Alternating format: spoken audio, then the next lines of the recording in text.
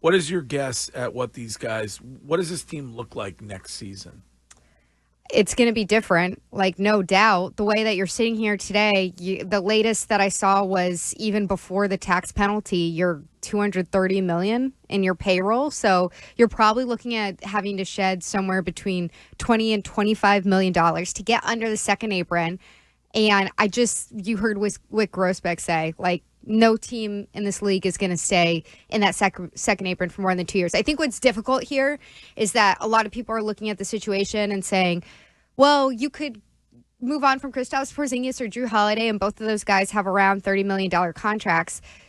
Unfortunately, because of how short your playoff duration was compared to what you expected, you're now showing everybody kind of your cards at the poker table. Everybody knows that you had to get under that luxury tax.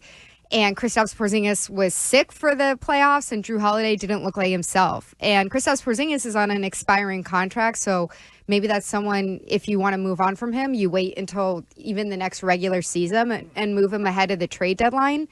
Drew Holiday has 3 years left on his. And so you get in this situation where it's like, are you just looking to shed salary? Are you looking to move other pieces, Sam Hauser, maybe like a core guy on the roster?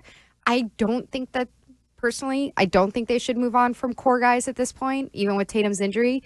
But everybody knew that there was going to be serious changes to the rotation. Well, you and Curtis would agree on that. Curtis, you want him to run it back as is, right, and just pay the penalty. Yeah, I don't know that the path back to championship contention is done with an entirely rebuilt supporting cast. I just think that is incredibly difficult to do. Brad Stevens is excellent. I think if anybody could do it, it would be him.